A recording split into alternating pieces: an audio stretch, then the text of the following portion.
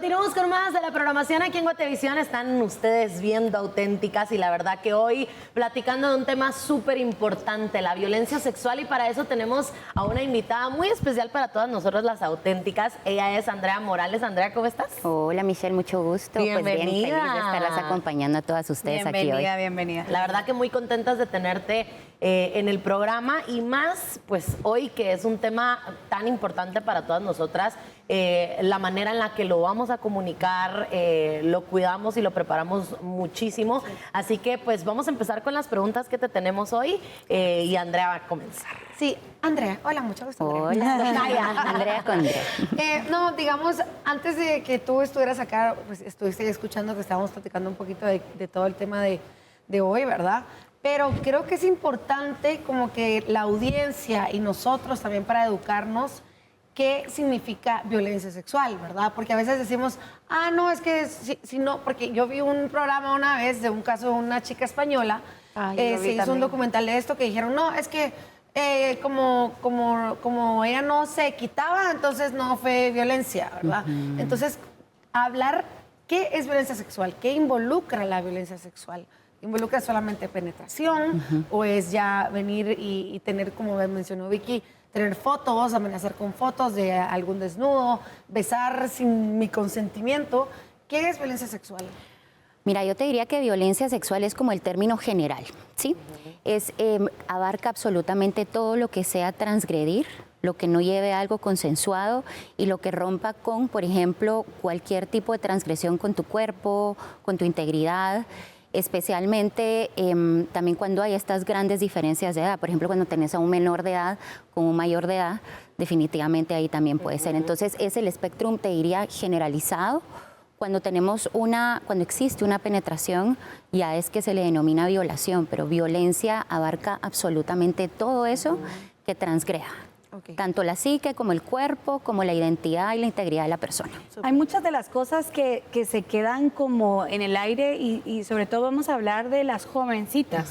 Y quiero hablar también de los jovencitos porque hay mucho silenciado ahí en los niños y en los jóvenes porque a ellos les produce, yo a veces pienso, un poquito más de pena el decir tal vez una mujer mayor y ellos siendo menores de edad, porque hay muchísimos casos, son tocados o hasta cierto punto abusados, que desde la perspectiva del hombre pareciera, ay, qué pila, si ya estás formándote en tu vida sexual por otra mujer adulto. Vamos a hablar de las niñas, vamos a hablar de las jovencitas, que no, o los jovencitos que no saben decir no, que no saben poner un hasta aquí, no pueden poner un alto. ¿En qué momento se sienten incómodos y de qué manera tienen que decir que no y poder sacar todas estas formas de violencia sexual que muchas veces se quedan calladas por vergüenza? Ok, yo te diría que primero es por la carga que tiene el tema, ¿cierto? Creo que todas las que estamos aquí de alguna manera tendríamos que reconocer que puede llegar a ser incómodo. No digamos cuando se vive el evento. Ahora, creo que todo es un tema de educación. Pocas veces, a ver, y les pregunto a ustedes, ¿a quiénes de ustedes les hablaron de este tema en casa en algún momento? No digamos en términos de prevención, sino en el tema generalizado, ¿sí?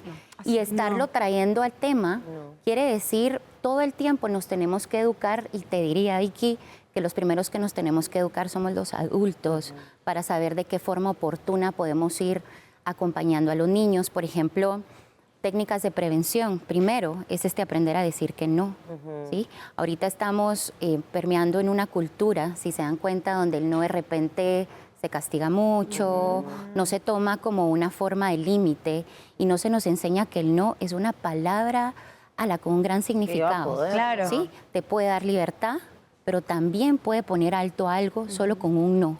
Y ojo que el no solo se pone desde la palabra.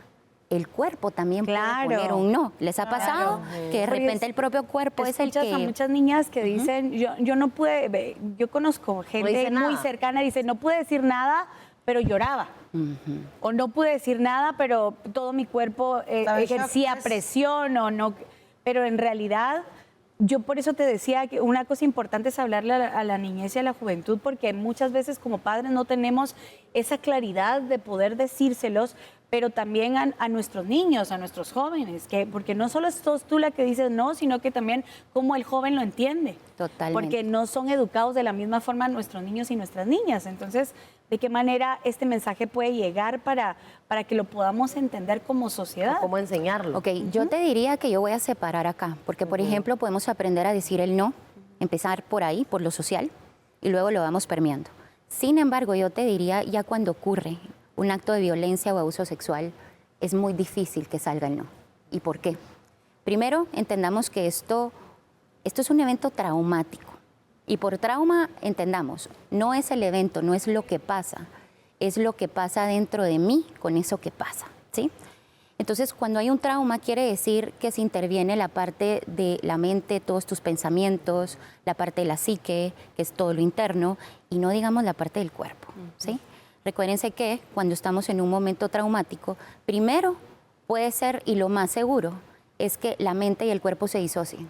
¿Sí? Sí. Esto viene como una estrategia, les diría, de protección y una estrategia de defensa, donde la persona, también, para poder pasar por el evento, tiene que desconectar mente y cuerpo, porque es una forma, si hasta eriza me pongo, ¿cierto? Sí. Entonces, yo te diría, ese no durante es sumamente difícil, sí. Claro. ¿Sí?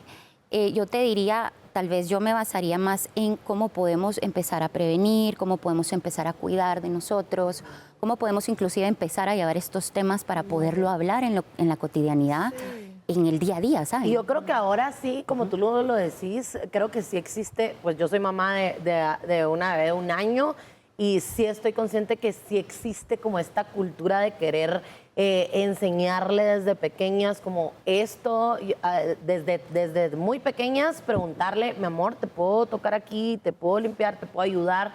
Y todo esto para que con esas pequeñas acciones, como tú decís, empezar a demostrarle a ellas y a ellos que ellos tienen que autorizar que alguien toque su cuerpo. Ellos tienen que autorizar, y lo que tú decís, de la importancia de que sepan lo que significa el no y que lo pueden decir. Exactamente. ¿Y sabes qué pasa ahí? Por ejemplo, si nosotros empezamos a educar desde niños, empezamos, por ejemplo, a normalizar todo lo del cuerpo, el nombre de las partes, cómo se llama todo, pero acá viene un factor bien importante y especialmente pues aquellas mamás o personas que han vivido en esto es, hay muchas cosas que no podemos controlar. La mayoría de abusos y de violencia sexual no es algo que podamos prever de decir, lo veo venir y no. Muchas veces pasa en el momento como un ataque. Entonces también creo que es importante validar tanto a las personas como a los papás de niños o jovencitos o jovencitas que han pasado por esto, que esto no fue culpa de ellos. No es culpa de los papás, no es culpa de la víctima. Te diría el responsable es el perpetuador. ¿Sí? Y yéndonos más que como en esa línea, nosotros cómo podemos ser como familia al momento que sabemos que, o familia, amigos, gente cercana, que sabemos que una persona pues ha pasado por algún tipo de violencia, para poder acompañarlo sin que se sienta que pues, lo estamos acosando o de que lo estamos presionando, sino que cuál es el acompañamiento que debería llevar de nosotros aparte del terapeuta. Ok, a ver, aquí tal vez voy a mencionar algunos elementos importantes. Primero es la parte de educarnos, ¿sí? Definitivamente aprender a investigar. Eso sí, siempre pido que sean fuentes fidedignas porque ahora hay mucha información también corriendo, ¿cierto? Y no opinar de, mira, vi un TikTok y eso te puede servir. Exactamente, ¿sí? 2, recordémonos que es un espacio sumamente vulnerable y lo vulnerable se honra con mucho amor y cuidado, ¿sí? 3, yo te diría acá, es bien importante que sepamos esta información clave. Primero, que dependiendo de la edad es el impacto que tiene. No es el mismo nivel de trauma ni el mismo efecto cuando son niños a cuando son adolescentes y adultos, ¿sí? ¿Por qué? Porque el niño está en proceso de maduración. Se ha demostrado en estudios, por ejemplo, que un niño menor de 7 años que es abusado, se ve también a nivel de cerebro cómo se modifica esto durante su crecimiento. Nuevo, también tenemos que un niño no sabe significar lo que está pasando. Si el adulto ¿sí? tiene el vocabulario, la experiencia y muchas veces ni siquiera puede decirlo y compartirlo, ¿sí? Entonces yo te diría, primero es bien importante que hablemos de esto, la edad que tiene la persona a la que deseamos acompañar, porque el acompañamiento es distinto, la víctima. ¿Sí? 2, también tiene que ver mucho con el perpetuador. Es cercano, es lejano, es parte de la familia, es parte de la comunidad, y acá lo dividís, es intrafamiliar o no, porque por ejemplo, imagínate si tú tenés que ver, convivir y comer con tu perpetuador todos los días, definitivamente, nuevamente vamos a que lo traumático que hace. Apagas una cosa, todo el tiempo tienes que estar dividido. Necesitas apagar una parte de ti también. totalmente desasociado, ¿sí? Para poder interactuar en el día a día con esa persona. Y otro factor importante es la familia, que te diría, la familia y la red de apoyo. Una de las cosas que vemos constantemente es la crítica a decir, ¿por qué no lo dijo antes? ¿Por qué se esperó tantos años? ¿Por qué ahorita? Yo te diría, si no tenemos nada bueno que aportar, mejor hagamos silencio y que a través del silencio sea una forma de acompañar, ¿sí? ¿Por qué? Porque te diría que la familia es el punto crucial de cómo se va a vivir este evento. Primero, ¿será que existe o tengo a alguien cercano a mí donde yo puedo ser vulnerable, donde yo puedo tener este acceso a la información, donde yo puedo llegar a hablarlo? Esa es una cosa. Dos, ¿cómo reacciona la familia? ¿Te creo, no te creo?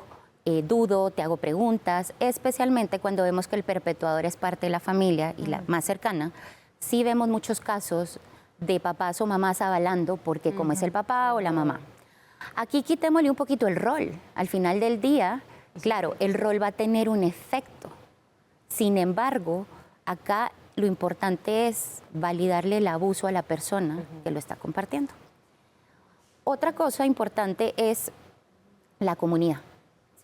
Por ejemplo, qué tantos grupos de comunidad tenemos nosotros en nuestra cultura, qué tipo de movimientos existen y cómo estos también están trabajando en apoyo. Yo les voy a contar, trabajar abuso sexual o violencia sexual implica llevarnos a un proceso, primero, de poder reconocer y validar. Segundo, les cuento que la vergüenza, uno de los factores que la sostiene es el silencio, ¿sí? Y si se dan cuenta, viene como de la mano. Yo a veces no lo digo, inclusive yo diría mucha gente que nos está viendo o gente que inclusive estamos aquí. Seguramente es posible que hayamos tenido más de algún evento de violencia sexual o de abuso sexual. Y también te diría, parte del trauma es que lo traumático, cuando existe un abuso, se vive en soledad. Traumático y abuso en soledad es igual a miedo, ¿sí? Claro.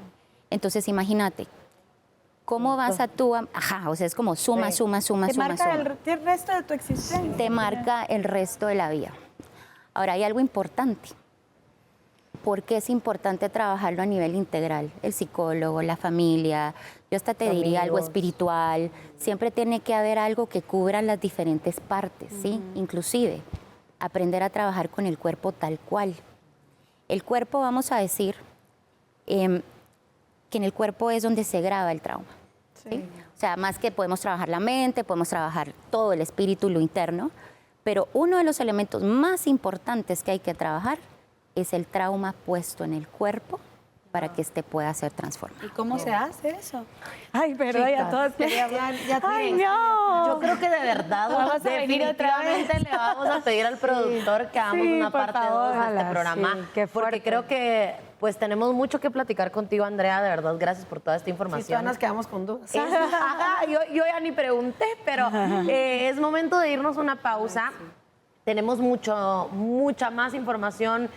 También tenemos a una invitada que abrió su corazón, abrió su experiencia con nosotros, que le agradecemos muchísimo, la honramos y de verdad que la admiramos por lo valiente. Te pero queremos muchísimo y te queremos, Paulina. Así que pues vamos a estar con esto al regresar del corte. Pero Andrea, de verdad, muchísimas gracias. Prométenos aquí, por favor, que vas a regresar a platicar con nosotros. Prometí. Momento de irnos a una pausa, ya seguimos con más en Auténticas.